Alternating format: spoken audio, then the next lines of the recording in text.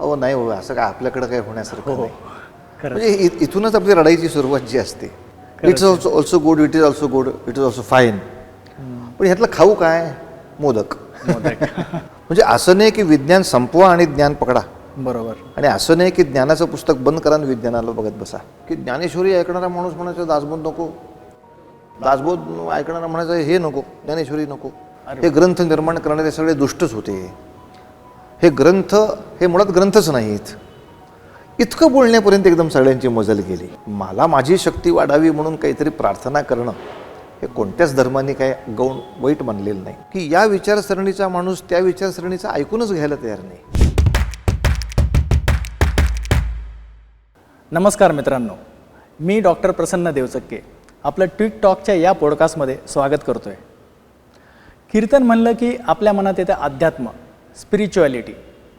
परंतु कीर्तन हे समाज प्रबोधन, शिक्षण, अंधश्रद्धा निर्मूलन, इवन स्वच्छता अभियान याच्यासाठी पण याचा यूज होऊ शकतो. आणि या सर्वांवर गप्पा मारण्यासाठी आपल्याबरोबर आज आले आहेत राष्ट्रीय कीर्तनकार, एक अष्टपैलू व्यक्तिमत्व डॉक्टर चारुदत्त आफळे बुवा.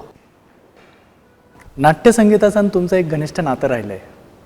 माझा भाऊ तन्मय देवचक्के हा एक प्रख्यात हार्मोनियम वादक आहे. तर आमची दोघांची अशी इच्छा आहे की नगरमध्ये नाट्यसंगीताची परंपरा रुजावी. तर यासाठी आम्ही कोणतं पाऊल उचलू शकतो जेणेकरून यंग जनरेशन पण याला नाट्यसंगीताला आकर्षित होऊ शकते. यासाठी मी असं सांगतो की ज्या उद्देशानं तुम्ही हा सगळा खटाटोप चॅनल सगळं करता आहात, त्या उद्देशाला हे एक पूरक शक्ती देणारं व्यंजन आहे नाट्यसंगीत. कारण नेहमी आपण आपल्या डोळ्यासमोर विचार हा धरला आहे की जगातल्या चांगल्या गोष्टी लोकांच्या डोळ्यासमोर आणत राहू, ज्यायोगे असंच चांगलं घडवावं अशी इच्छा त्यांच्या मनामध्ये अधिक प्रबळ होत राहील आणि होऊ शकतं चांगलं याची आत्मविश्वास राहतील. नाही तर समाजामध्ये एक टिपिकल शब्द आपण नेहमी ऐकतोच, अहो नाही हो, असं काय आपल्याकडं काय होण्यासारखं नाही. म्हणजे इथूनच आपली रडाईची सुरुवात जी असते. नाही, होईल चांगलं, होईल चांगलं. तर यासाठी हे पूरक आहे असं मला वाटतं. कारण सांगतो, कारण या संगीत नाटकाचा जन्मच हा मुळात कीर्तनातून झालेला आहे. ओके. पूर्वी भारुड कीर्तन किंवा ललिताचं कीर्तन हे जे अनेक पात्र घेऊन केलं जायचं. अरे मग हे असं जर एकच कीर्तन करता येतं तर मग कीर्तनामध्ये अनेक कथा आहेत, अनेक आख्यान आहेत. बरोबर. मग ती सगळी अशी अनेक पात्र घेऊन केली तर काय हरकत आहे. बरोबर. पूर्वी तसं रामचरित मानस किंवा रामकथा उत्तरेत सुद्धा अशी केली जायची, त्याला झाकी वगैरे म्हणत. हां. मग याच्यातून कुठेतरी नाट्यकला विकसित होत गेली. मग नंतर भरत मुनीने त्याचं एक डॉक्युमेंटेशन केलं, भरतनाट्यशास्त्र. की मग शास्त्राप्रमाणे हे जसं नेहमीच आपल्याकडे असतं की भाषा आधी तयार होते मग व्याकरण तयार होतं. हो. शास्त्र थोडं नंतर येतं. तसं ते शास्त्र तयार झालं आणि मराठीमध्ये ही मराठी संगीत नाटकाची एक परंपरा आली, ज्याला खरं म्हणाल तर ढोबळ मानाने म्हणायचं ते 140 वर्ष झाली. कारण 1880ला परिपूर्ण पहिलं संगीत नाटक आपण मानतो. 1880ला. 1880. ओके. पण त्याच्या आधी अविकसित अवस्थेमध्ये बरीच संगीत नाटकं होती. आज जे आपण विकसित रूप बघतो ते 1880चं आहे. म्हणजे 140 वर्ष झाली असतील 2020ला. म्हणजे आता 21, 22, 23, 24 धरलं. या रौप्य महोत्सवाकडे आपण चाललो आहोत. तर तुम्ही जो विषय मांडलात की नाट्यसंगीताला त्या काळामध्ये महाराष्ट्रामध्ये घरोघर कानोकानी हे नाट्यसंगीत गुंजलं. नाट्यगीत किंवा नाट्यसंगीत याचा बेसिक व्याख्या अशी आहे की त्या नाटकाच्या कथानकाला पुढे नेण्यासाठी जे भावनोत्कट भावनेचा उत्कर्ष साधेल असं एखादं गीत आहे, त्याला संगीत आहे, ते नाट्यगीत आहे. आणि नेहमी आपल्याकडे नियम असाच असतो की मी गद्य बोलत असताना जिथे मला भावनेचा परोत्कर्ष व्हावा असं वाटतं तिथेच मी काव्याचा वापर सुरू करतो. बरोबर. आणि तिथेच मी स्वरांचा वापर सुरू करतो. अन्यथा गद्य चालूच आहे ना. तेव्हा नाटकामध्ये सुद्धा गद्य संवाद असतातच, पण हे संवाद चालू असताना जिथे मला एखादा माझा संवाद अंडरलाईन करायचा आहे, हम्म.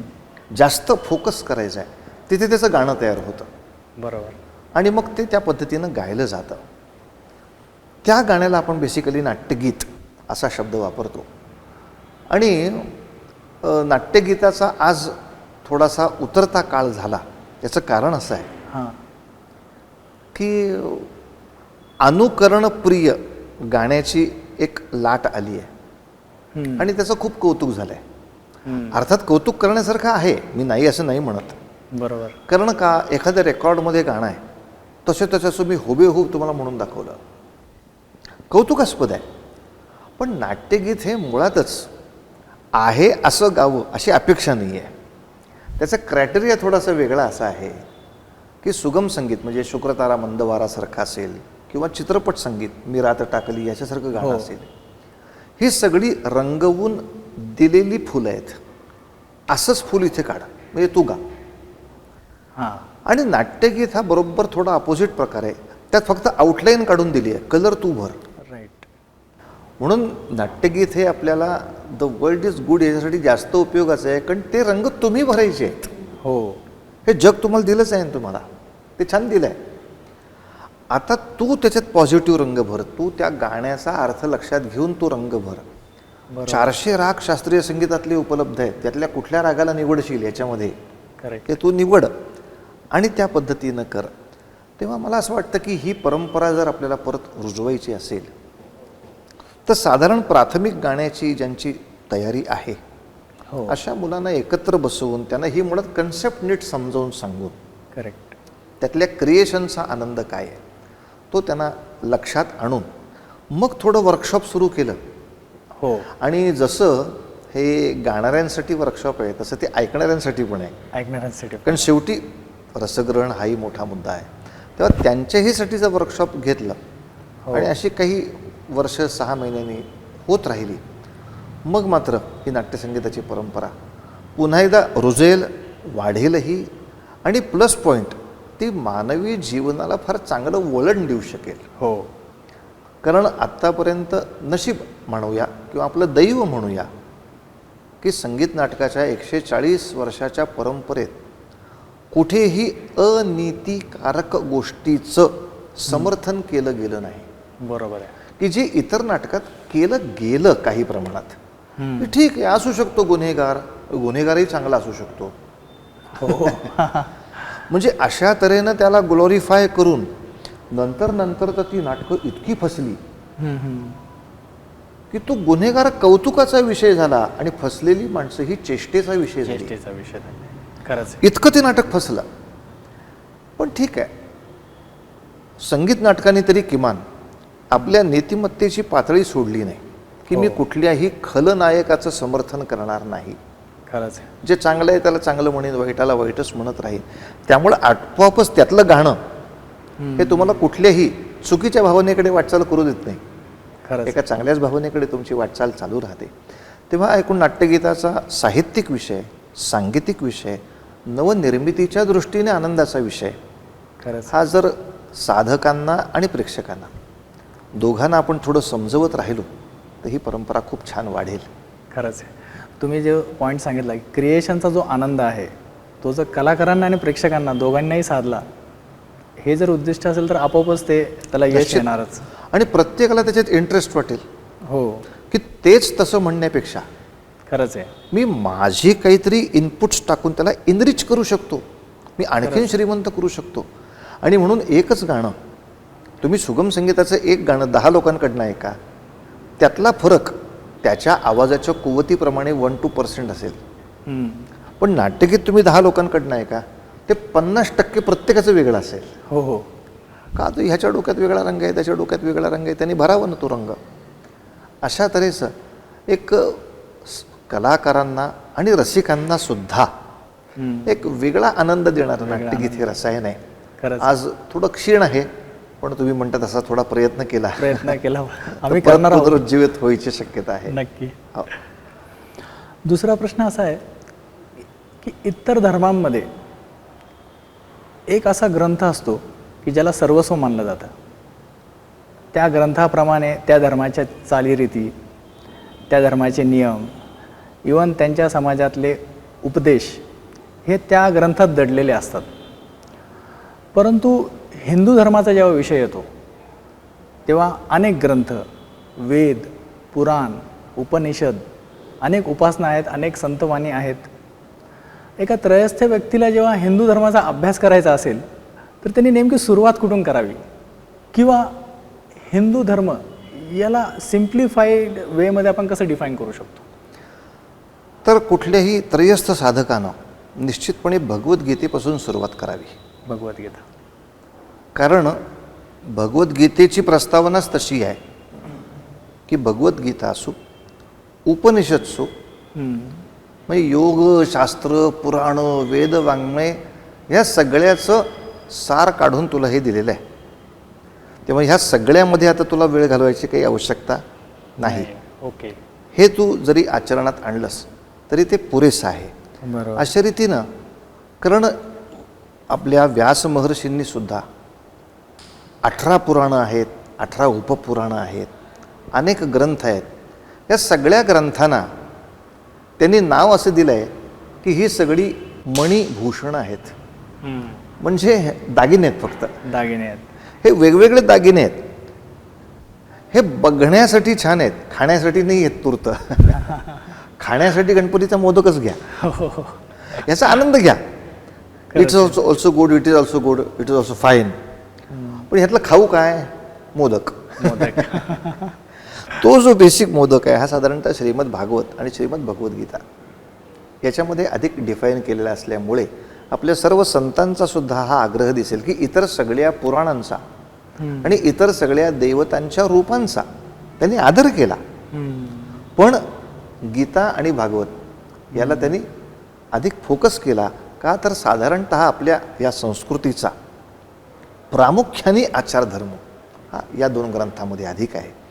त्यामुळं त्रयस्थ माणसांनी या सगळ्यामध्ये आपलं डोकं घालवण्यापेक्षा ह्या 2 ग्रंथावरती पहिल्यांदा लक्ष, किंवा नुसतं पहिलं गीतेवरती, ज्ञानेश्वरीवर लक्ष कॉन्सन्ट्रेशन केलं तरी सुद्धा ते पुरेसं आहे. पुरेसं आहे. आपण लोकांमध्ये पाहतो की अध्यात्म आणि विज्ञान याच्यामध्ये नेहमी वाद चालू असतात. आत्ता आपण चंद्रयान 3 गेलं तर इस्रोचे काही लोक जेव्हा मंदिरात गेले दर्शनाला तेव्हा त्यांच्यावर खूप टीका करण्यात आली. आणि असं काही लोक म्हणतात की जिथं विज्ञान संपतं तिथं अध्यात्म चालू होतं, तर काही लोक म्हणतात अध्यात्म पण हा एक विज्ञानाचा भाग आहे. विज्ञान आणि अध्यात्म हे एका पटरीवर चालू नाही शकत का? निश्चितपणे चालू शकतं. आपल्यामध्ये तो मुद्दाम संभ्रम निर्माण केला गेला की माणसं अध्यात्मापासून दूर व्हावीत, किंवा आध्यात्मिक लोकांनी विज्ञानाकडे जाऊच नये. कुठेतरी माझ्यामध्ये अपूर्णता राहावी अशी जी एक वाईट इच्छा या जगामध्ये काम करते आहे, ती तुम्हाला हा त्रास देते की बघ तुझं डोकं संपलं, आता हे सुरू झालं, किंवा हे तुझ्या डोक्यात बसण्यासारखं नाही, समथिंग ऑल. पण या बाबतीत एक मोठा आयडॉल, खूप मोठा आदर्श असा जर विचारात घेतला तर तो स्वामी विवेकानंद आहेत. Okay, yes. की ज्यांनी तुम्ही म्हणता तो विचार अचूक वागून दाखवला. एका पटरीवर दोघांना आणले त्याने. हे दोघं एकमेकांच्या हातात हात घालून चालणार. इवन स्वामी त्याच्या पुढे म्हणायचे हे एका शरीराचे 2 डोळे आहेत. म्हणजे 2 ही संख्या असली तरी डोळे ही कल्पना एकच आहे, दृष्टीच आहे. दोन्ही बाजूने आणि दोन्ही दृष्टी हितकारकच आहेत. किंबहुना मला विश्वाची पूर्णता कळण्यासाठी दोन्ही गरजेचे आहेत. म्हणजे एक बंद करून एक चालू ठेवू हे सुद्धा कावळ्याचं लक्षण होईल. आणि स्वामीजींनी खूप सुंदर पद्धतीनं ते मांडलेलं आहे. आणि आपल्या आध्यात्मिक क्षेत्रामध्ये सुद्धा ज्ञान विज्ञान या गोष्टीला दुय्यम भाव नाही, सन्मानच दिला गेला आहे.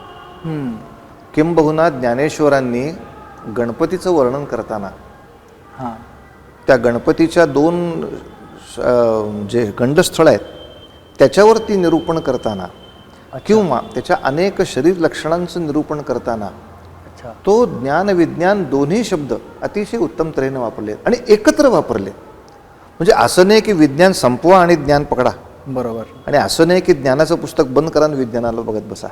बरोबर आहे. तेव्हा ठीक आहे, आता एक सामान्य माणूस म्हणून मनुष्य असा विचार करतो की जिथे माझी बुद्धी पोचत नाही, काहीतरी होतंय, ते काहीतरी मोठं आहे, त्याला मी नमस्कार करीन.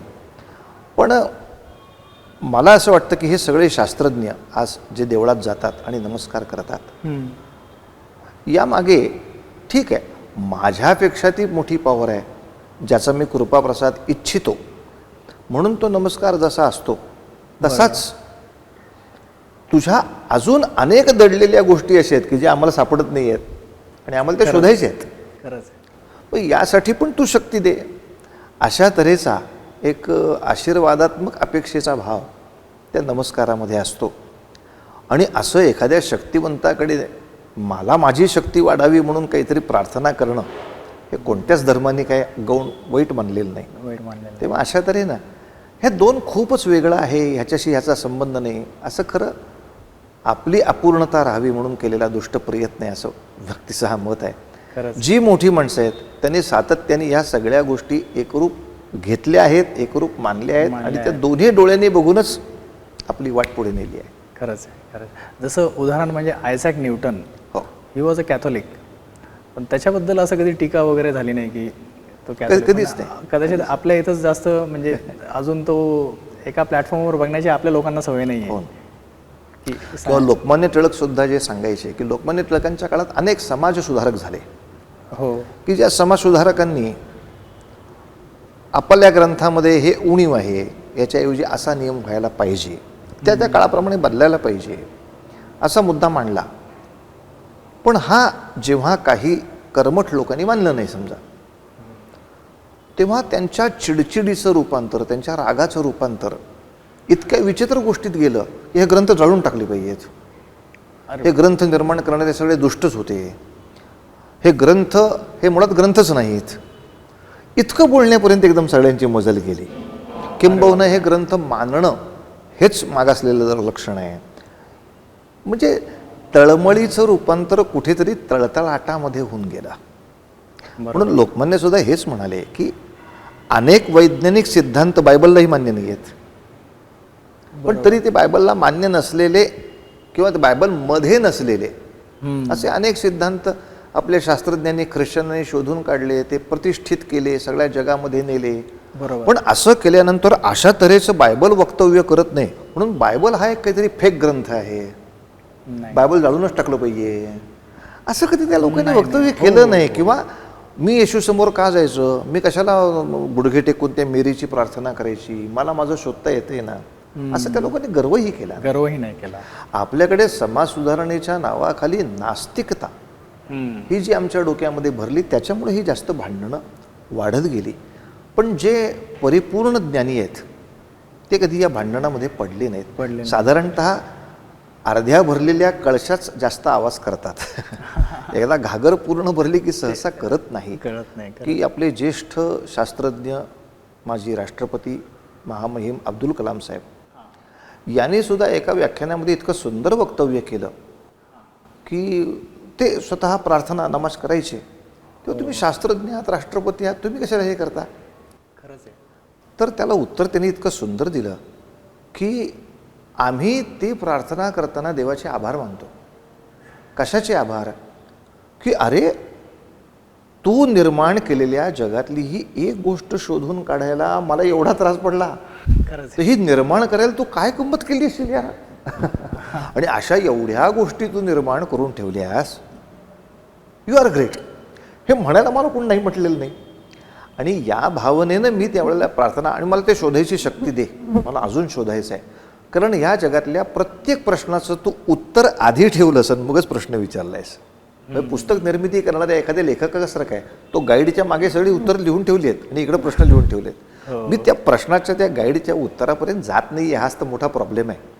तिथपर्यंत जायची मला शक्ती दे, अशा भावनेनं मी माझ्या देवाची प्रार्थना करतो. तेव्हा जे विज्ञानाच्या दृष्टीनं, विचाराच्या दृष्टीनं परिपूर्ण आहेत ते कधी या वादाच्या भानगडीत पडत नाहीत.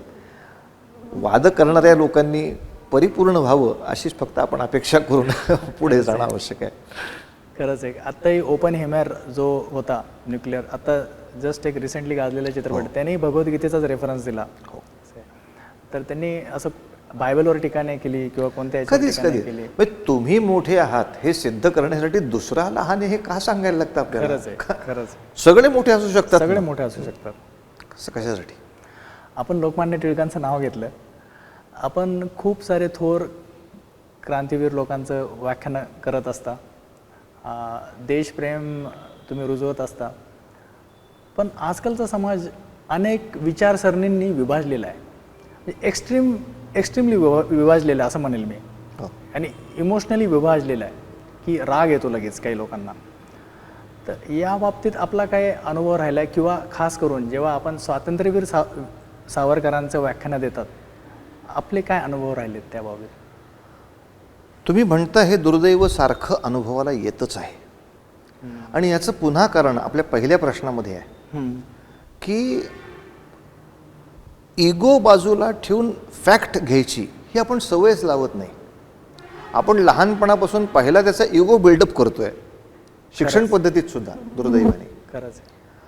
कारण दुर्दैवाने आपल्याकडच्या शासनाने शिक्षकांचे सुद्धा जातीयवादी इगो बळकट केलेत.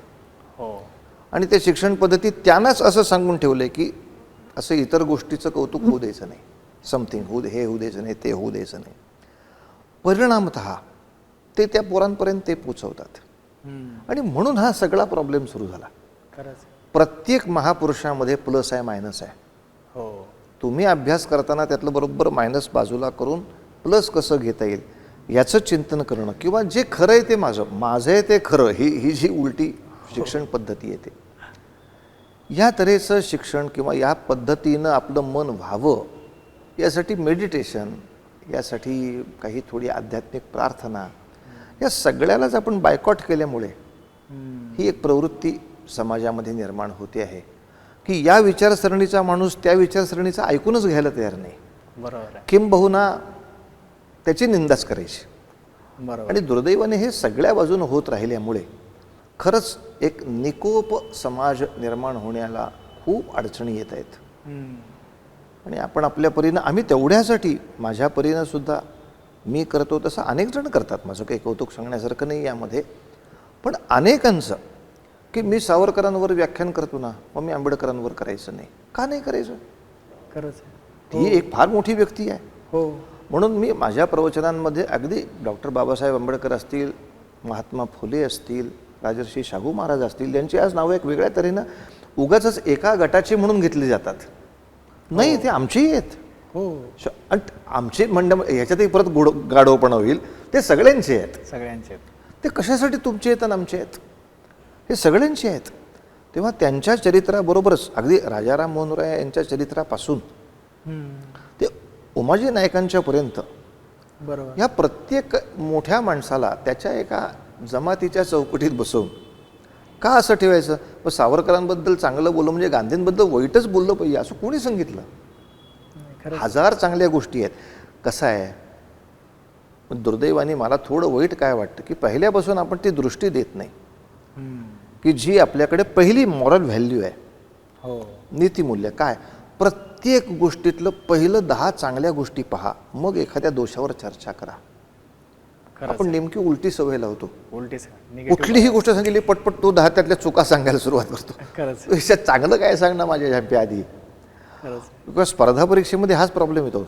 गाण्याच्या स्पर्धेला मुलं पाठवली की ती मुलं दुसऱ्याचं गाणं ऐकताना काय ऐकतात की तो किती चुकतोय, का त्याला त्या चुकीचा आनंद होतो. तो चुकला म्हणजे माझे मार्क वाढणार आहेत.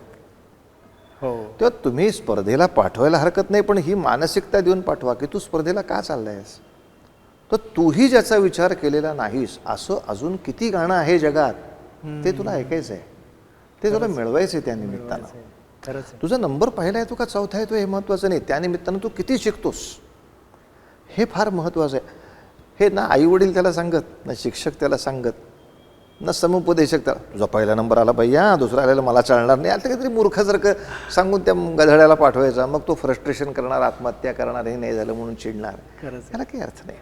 दुसऱ्याच्या चुका पाहण्याची किंवा दुसऱ्याचं चांगलं असलेलं वाईट सांगायचं, तुम्हाला तसं चांगल्याचं सुद्धा वाईटात रूपांतर करून सांगणं, ही जी आपण एक चुकीची वकिली शिकवतोय ती कुठेतरी परत एकदा तुम्ही म्हणला त्याची शिक्षण पद्धतीपासून, विद्यार्थी दशेपासून खरंच हा जर चष्मा आपल्याला विद्यार्थ्यांचा बदलता आला तर मात्र पुढच्या काळामध्ये ही अपेक्षा आहे की ते सगळ्यांचं काही ना काही चांगलं आदरपूर्वक ऐकतील आणि अंगीकारतील. खरंच आहे. आपण विद्यार्थ्यांचं नाव घेतलं तर ट्विक फाउंडेशनमध्ये आम्ही विद्यार्थी, खास करून कॉलेजचे विद्यार्थी यांच्याकडनं आम्ही असं अनऑफिशियल ओपिनियन पोल घेत असतो नवनवीन कल्पनांचे व्हिडिओज बनवण्यासाठी. अरे वा. खास करून सामाजिक वैचारिक बदल कसे घडवू शकतो आम्ही. तर रिसेंटलीच एक कल्पना समोर आली, एका कॉलेजच्या विद्यार्थ्यानेच मांडली. 20 वर्षाचाच येतो, पण एक कल्पना त्याची सांगतो की एका सामाजिक अँगलच्या दृष्टिकोनातून आहे की आजकाल जे त्याचं असं म्हणणं आहे की लग्न समारंभ, लग्न सोहळा किंवा गाव भोजन जे आहे हे लग्नाच्या 3 वर्षानंतर करा. म्हणजे लग्नाची चाचणी झाल्यावर, नवरा बायकोचं रिलेशनची चाचणी झाल्यावर, म्हणजे सगळ्या एकमेकांच्या फॅमिलीमध्ये फिट होत आहेत की नाही याची चाचणी झाल्यावर 3 वर्षांनी तो लग्न सोहळा करावा. हां, रिसेप्शन करा. आणि जे पालक आहेत खास करून मुलींचे, मग त्यांनी त्यांचा ऐच्छिक हुंडा जो आता आहे किंवा असं ते त्यांनी 3 वर्षानंतर मग चाचणी झाल्यानंतर ते द्यावा असेल. आणि हे 3 वर्ष कदाचित असाही एक लॉ आणा की त्यामध्ये मग फ्री विलनी डायव्हर्स होऊ शकतो. मग 3 वर्षानंतर मात्र जे काही नियम आहेत ते आपण लागू करू शकतो. याच अनुषंगाने मला तुम्हाला एक विचारायचं की आता यंग जनरेशनमध्ये लिव्ह इन रिलेशनशिप पण खूप ट्रेंडिंग आहे. तर या 2 गोष्टींच्या बाबतीत आपलं काय मत राहील? नाही, मला तुम्ही आता सांगितलात त्या मुलाचा विचार मला खरंच आवडला या सगळ्यामध्ये, की अर्थात या अवस्थेपर्यंत आपण पोचलो याचं मुळातच कारण आपण सेटलमेंटची वय फार लांब केली. म्हणजे शासनाने सुद्धा तुम्हाला एवढी परवानगी दिलेली नाही खरी, की तोही 18 आणि 21 सांगतोय. तर ह्याला ताणून ताणून ताणून ठीक आहे 25-30 इथपर्यंत, पण जेव्हा ते आपण ताणून 35-40 पर्यंत नेतो तेव्हा मग हा सगळा माझ्या वाटतं प्रॉब्लेम सुरू होतो की त्यामध्ये तेव्हा लवचिकता संपलेली असते. कुठेतरी अनावश्यक कठोरपणा आलेला असतो, मग ते जुळणं खूप अवघड होऊन बसतं.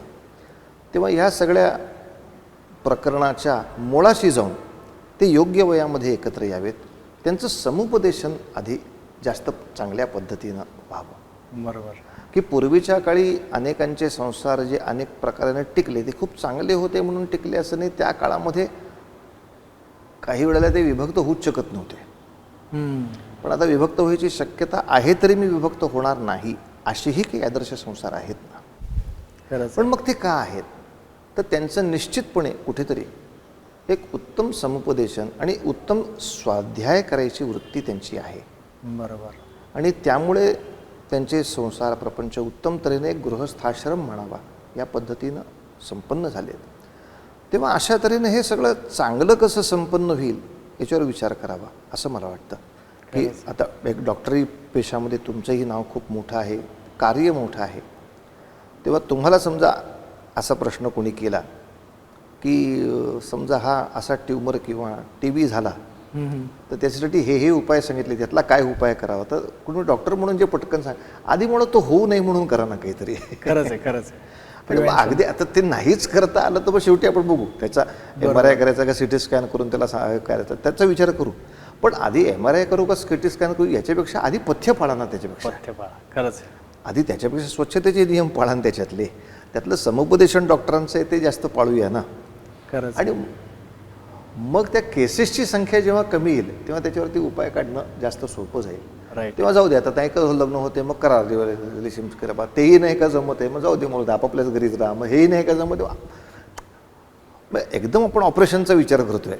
आपण पहिल्या पथ्यांचा, पहिल्या आहारशास्त्राचा खरंच किंवा त्यांच्या वयाचा एकूण गणिताचा विचार फारसा होत नाही. तेव्हा मला असं वाटतं खरी सुख संवाद जो उगमाचा या तऱ्हेनं समाजातल्या सगळ्याच विचारवंतांनी याचा सगळ्या बाजूने विचार करावा. आता फांदीवर काय करावं याच्या आधी मुळावर काय करावं खरंच आहे याच्यावर चिंतन करून आपण पुढे जाऊया. एक असंही ऑब्झर्वेशन आहे की स्पिरिच्युअलिटी अँड ट्रॅजेडी किंवा ट्रॅजेडी म्हणण्यापेक्षा extreme challenges go hand in hand. म्हणजे खास करून महाराष्ट्रामध्ये जे संत झालेत त्यांच्या वैयक्तिक आयुष्यात खूप खडतर संघर्ष खूप खूप संघर्ष होते. खास आध्यात्मिक लोक जे आहे त्यांनाही त्यांच्या वैयक्तिक आयुष्यात खूप चॅलेंजेस फेस करावं लागतात. तर हा प्रश्न आपल्याला आहे की आपल्या प्रवासात काही खडतर काही असे प्रसंग आले किंवा अर्थात त्यांच्या तुलनेमध्ये एवढे काही मोठे नाही आले प्रसंग, पण तरीसुद्धा काही सामाजिक चुकीच्या चालीरीती बदलून नवीन प्रस्थापित करताना किंवा या संतांनी हेच सांगितलंय असं जे माझंच ते खरं मगाच्यासारखं, अशा तऱ्हेच्या समाजाची मानसिकता बदलून अरे हे सांगितलंय तसं हे पण सांगितलंय, असं पण सांगितलंय, प्रत्येक इयत्तेसाठी पुस्तक वेगळं आहे, तू कुठल्याही इयत्तेतेस ते पुस्तक घे, एकच पुस्तक घेऊ नको, अशा तऱ्हेचा थोडासा प्रचार करताना आमचे सर सांगतात त्यापेक्षा तुम्ही काहीतरी वेगळंच सांगताय असं करून थोडं मिसचिव त्रास देणारी माणसं आहेत, नाही अशातली गोष्ट नाही. पण तरीसुद्धा त्यांच्या तुलनेमध्ये तसा आम्हाला काही फार त्रास नाही. किंवा मोहना असा असेल, आमच्या सगळ्या प्रचारकांचे खूपसे त्रास त्यांनीच आधी सहन करून मोकळे झाले आणि आम्हाला त्यांनी आशीर्वाद दिला आहे. पण आता ओपन माइंडेड अशा तऱ्हेने एक चांगला समाज निर्माण व्हायची खूप चांगली प्रक्रिया सुरू झाली आहे. मात्र आज नाही तर पूर्वीचा काळ असा होता, मला ते जाणवायचं, जसं सावरकर गांधी ह्या प्रकाराचं होतं तसंच पूर्वी ज्ञानेश्वर आणि रामदास असाही त्रास होता. अच्छा, की ज्ञानेश्वरी ऐकणारा माणूस म्हणायचा दासबोध नको, अरे बाप, दासबोध ऐकणारा म्हणायचं हे नको, ज्ञानेश्वरी नको. तेव्हा आता खूपसं निवळलं आहे त्यातलं वातावरण. आणि ठीक आहे, दोन्ही वाचूया आणि दोन्ही चांगले ग्रंथ आहेत, दोन्ही चांगले अशा दृष्टीने विचार करणारी एक चांगली मानसिकता पुढे येते आहे, त्याचं स्वागत आहे. कीर्तनकार असतात ते आपल्या विचारातून समाजामध्ये सकारात्मकता आणत असतात. खूप लोक त्यांना आदर्श ठेवून स्वतःच्या जीवनात बदल घडवून आणत असतात. तर आपली स्वतःची जीवनाची फिलॉसॉफी काय आहे? तुमची लाईफ फिलॉसॉफी स्वतःबद्दल काय? माझी फिलॉसॉफी मी मांडावी एवढा मोठा तत्वचिंतक नाही, पण मला विवेकानंद ही एक खूप जवळची आदर्श माझ्या मनाशी जुळणारी एक व्यक्तिरेखा वाटते, की ज्यामध्ये त्यांनी सातत्याने हा मुद्दा मांडला की विश्वामध्ये जे जे चांगले आहे ते घ्यावं आणि पुढे जावं. बरोबर. असार ते जाणून बाजूला करावे आणि पुढे जावे. ही बेसिक फिलॉसॉफी ठेवली तर फारसा मानसिक कुठल्या त्रासाचा समय येत नाही. आपण एक छोटासा एक रॅपिड फायर नाही म्हणता ना, पण रॅपिड फायर सारखं एक हे करू. तुमचा आवडता अभंग? माझा आवडता अभंग अवघाची संसार सुखाचा करीना आनंदे भरीना तिन्ही लोक. संतांचं नाव घेतलं तर एकदम समोर कोण येतं आपल्या? समर्थ रामदास स्वामी. समर्थ रामदास स्वामी. तुमचं आवडतं संगीत नाटक? माझं सगळ्यात आवडतं संगीत नाटक सौभद्र, की ज्यामध्ये आपल्या बहिणीचं मन राखण्यासाठी गोपालकृष्ण अच्छा स्टेटस बाजूला ठेवून, म्हणजे श्रीमंती हे स्टेटस बाजूला ठेवून तिची मानसिकता हे स्टेटस मान्य करून तो तिचं लग्न लावून देतो. अर्थात ते संगीतासाठी सुद्धा खूप गोड नाटक आहे, पण एक खूप सुंदर आधुनिक विचार त्याच्यामध्ये आहे, म्हणून सुद्धा ते गोड आहे, म्हणून आवडतं. आपण कीर्तन करत असता, पण कीर्तन करायला जास्त आवडतं की ऐकायला? श्रोता की वक्ता, तुम्ही काय प्रेफर? दोन्ही आवडतं. अनेक मोठ्या लोकांची कीर्तन ऐकायलाही आवडतात, कारण त्याच्यात मला सारखं जाणवत असतं अरे हे चिंतन तर मी अजून केलंच नाही, हे अजून राहिलं आहे, किंवा हे माझ्या डोक्यात नसतं आलं बाबा ह्यांनी केलं म्हणून जमलं. अशा अनेक दिव्य गोष्टी सापडतात, त्या आपल्या कीर्तनामध्ये आपल्याला वापरताही येतात आणि करायलाही आवडतं. याचं कारण तुम्ही म्हटलं तसं ते करत असताना ते ऐकणाऱ्या लोकांमध्ये काही बदल होत असतात आणि कालांतराने ते झालेले बदल जेव्हा ती माणसं येऊन सांगतात तेव्हा त्याचा आनंद काही एक विलक्षण असतो, की असं असं आम्ही आमच्या जीवनामध्ये बदल केला आणि आज मी माझ्या जीवनात पूर्वीपेक्षा जास्त सुखी आहे, जास्त आनंदी आहे, समाधानी आहे. त्यामुळं दोन्हीचा आनंद आहे. तर वेळेअभावी या मुलाखतीचं मला सांगता करावी लागते. आपण एवढा अमूल्य वेळ दिला यासाठी मी तुमचं मनपूर्वक आभार करतो.